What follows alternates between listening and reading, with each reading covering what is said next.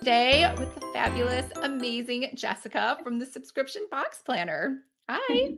Thank you so much for having me. I'm so excited to be here. Yeah, this is so great. So I don't know if anyone realizes, but I do lots of planner unboxings. I'm always very positive. Sometimes I'm a little like constructive with feedback, but I absolutely loved Jessica's planner, which never happens. You should all know that. So, I mean, if I was going to say who does an amazing job as a best practice, I would say you totally nailed it. And Thank like you. everyone should look to you to like emulate what you've done. Oh my goodness. That means so much coming from you. So thank you so much. I'm just so grateful. Yeah, I mean, I look at thousands and thousands of planners, and Yeah. you just did. I was like, is she like a secret planner professional? Like, she's been making these, right? Forever. Oh my gosh. It's so funny that you say that because if you only knew the truth, like we literally threw this together in 4 weeks last year, our first iteration. We had no idea what we were doing. We just kind of were winging it based on, a request from one of my students. So it really truly was just a total experiment. So that means a lot coming from you. Awesome. And so, just before we even get into the interview, your planner is still on sale right now, right? It is, yes. The 2023 version has just gone live, so it is available. Yep. Okay. And so, paper planners are limited, right? So, people should hurry and get those. That's right. We do have a limited supply of the physical copies, and we also have a digital version as well. Okay. And then the digital version will just kind of be evergreen. So, they don't have to worry. If they didn't get the paper, they can still get the digital. That's true. That's true. The physical version, though, between me and you, and not just because I'm biased, is definitely the best value because it's got lots of extra fun features. So, Cool. Yeah, and that's the one I have. So, just so you know, I have two separate interviews with Jessica. So, the one you're watching right now is on the YouTube channel, obviously, and then the second one is available only behind the scenes. So, you have two ways to get this. One, if you buy Jessica's amazing planner, which I don't know why you haven't, if you buy it using my affiliate link below, you'll get instant access to the second interview where we talk all about planners. And then if you are in Planner Pixies, that is another way to get access to the second interview as well. So let's just start talking though, mainly about your subscription box business and what made you decide to do that versus, I mean, obviously, and I'm not just saying this because I'm already very impressed, but you could do anything, right? And have any kind of business. Like what made you decide to do that? That's a really great question. I started my subscription box business as a side hustle. It was just kind of like a creative idea that I had one day. And I thought, let's just give this a try. I've always had kind of a entrepreneurial spirit, like always had a passion for small business, but I just never really knew what I wanted my business to be. And so the idea kind of came to me as I was shaving one day. I was getting ready to steal my husband's razor for the millionth time because his always worked better than mine. And Mhm. I felt like, why is there not a subscription service for women that features products that work just as good as our male counterparts, but were maybe more feminine and fun and beautiful to use? And so that's kind of like where the idea was born. And I thought, I'm just going to give this a try. I'm just going to see if I can build a business around this idea that I had. And it literally was a side hustle and then very quickly grew traction and became my full-time business about a year in. So it really was just kind of like a trial, an experiment, but then became the business, became the thing. Yeah, that's such a great story because you always tell people like just fill a need that's Yeah. already out there, like a problem people are looking for a solution for actively, right? For sure. Yeah, for sure. And that's exactly what it was. It was a pain point in my own life. And I thought, I cannot be the only woman that deals with this struggle. Like, there have to be other women that feel this way. And maybe this is something that has legs. And I did test it, around my market with my friends and my family and with strangers on the internet just to see if it was something that had legs. And that's kind of how we got started. Great. And then, so what do you love most about running a subscription box model? And more importantly, though, what should other people keep in mind and consider before they start on that journey too? Yeah, I think for me, recurring revenue from a business perspective is a huge benefit of the subscription model, right? I always say, imagine not having to start the month at zero. You know, with Mm. some sort of certainty how much income you're going to be generating that month.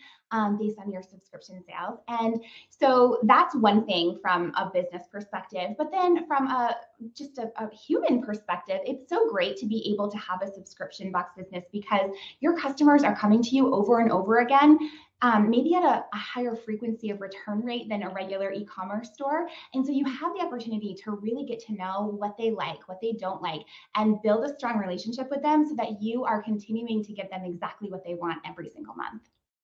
That's great. And then, what do you think? Because I kind of feel like right now you kind of have the Midas touch, right? Like, I want to make a planner business. Oh, look, it's just so successful. It's sold out. Oh, I want to make a shame business. It's so successful. Like, Right. what do you think is the number one factor that really contributed to the subscription box success? I think for the subscription box for sure was running a pre-launch. So really validating that idea before I invested my money and my time into building a business. I wanted to make sure that the market really did want what I had to offer before I wasted my money or my resources. And so I did that through a pre-launch strategy where I just had a landing page.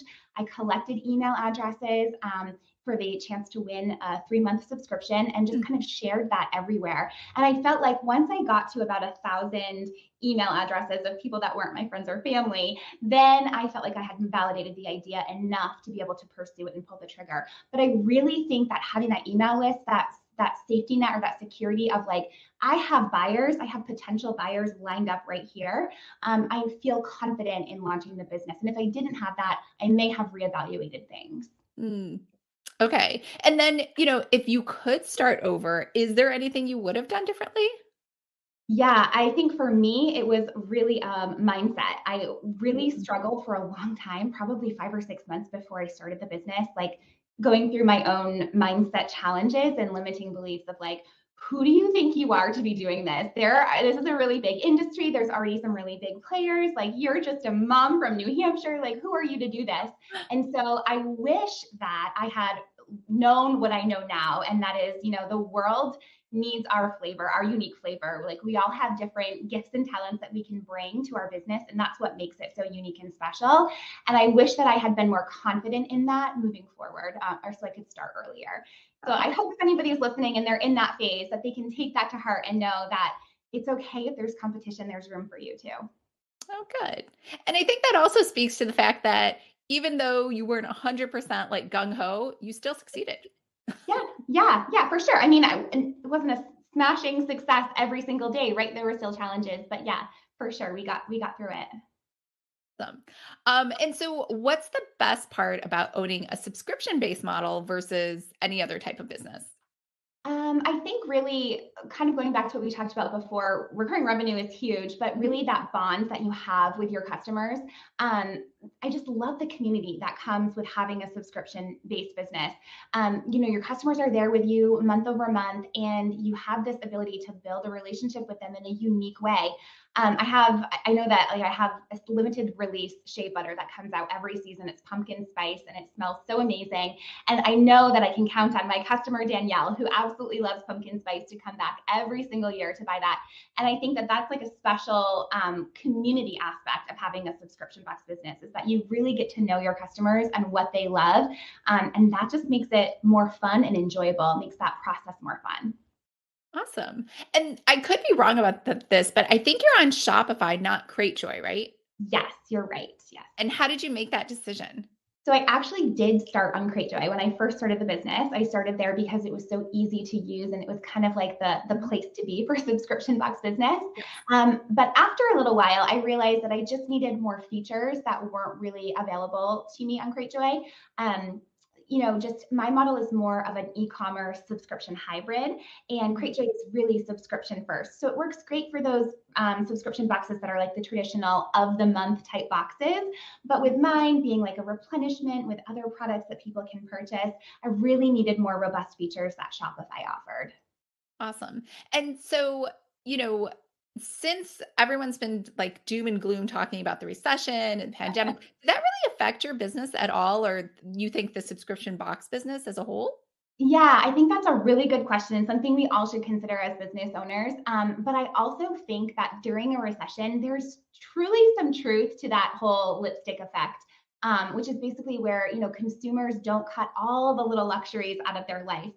They still continue to buy some of their favorite products that bring them joy during stressful and uncertain times.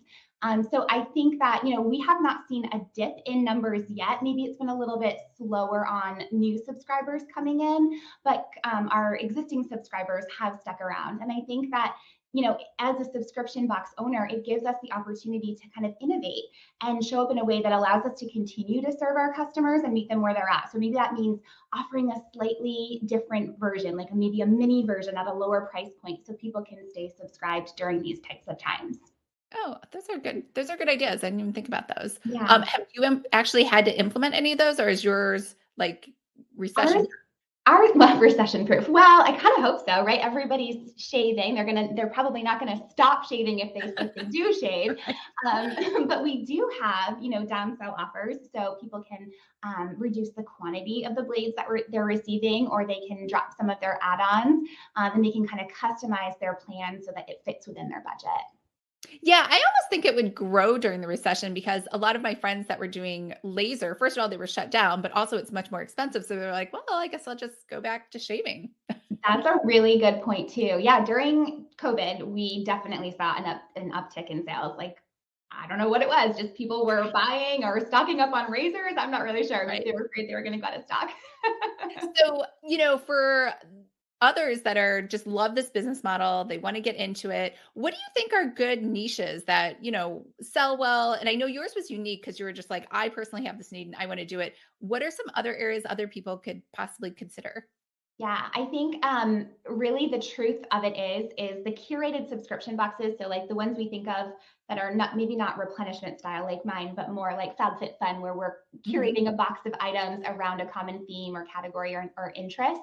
I think when we think about doing something like that, we really want to niche down instead of being more broad or more generic, like a lifestyle box for women. Get more specific and think like self-care box for new moms or a Mhm. care crate for teachers.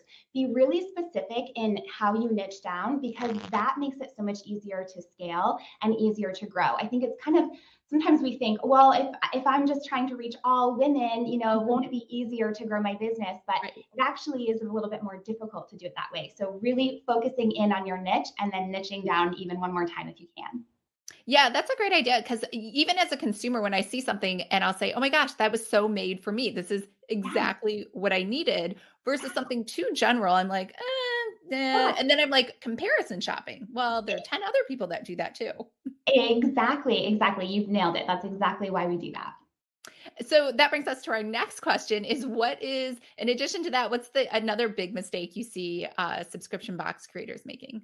I think the biggest mistake that I see is they don't do the pre-launch. So they don't validate their idea before launching it. I think it's really important that we do that because as subscription box owners, we are investing in inventory. It's not like you're starting a service-based business where there's not as much upfront costs. You're buying inventory in advance. And so if you don't validate your idea and you don't grow some kind of an audience before you actually launch, you have no idea how much inventory to buy. So you could really end up really inventory heavy. And that's hard to catch back up after you've launched because it's just a monthly box, right? Once you've sold your first month, then you have this inventory left over. You don't really have anything you can do with it other than try to offload it in creative ways.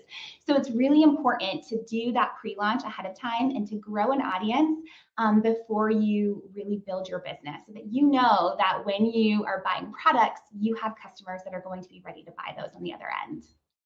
Yeah, that's a great point. So, when I think about all the great advice that you packaged into the planner, is that really intended only for aspiring or newbies, or can seasoned subscription box owners get some value from it too? Absolutely. So I think it's really meant for anybody within their first 5 years of owning a subscription box business. If they're looking for ways to organize or to systematize, like a lot of times we're so busy and caught up in the running of our day-to-day business that we Mhm. forget that we really need to be focusing on systems, or we need to be implementing activities that can help make us have more time freedom in our business.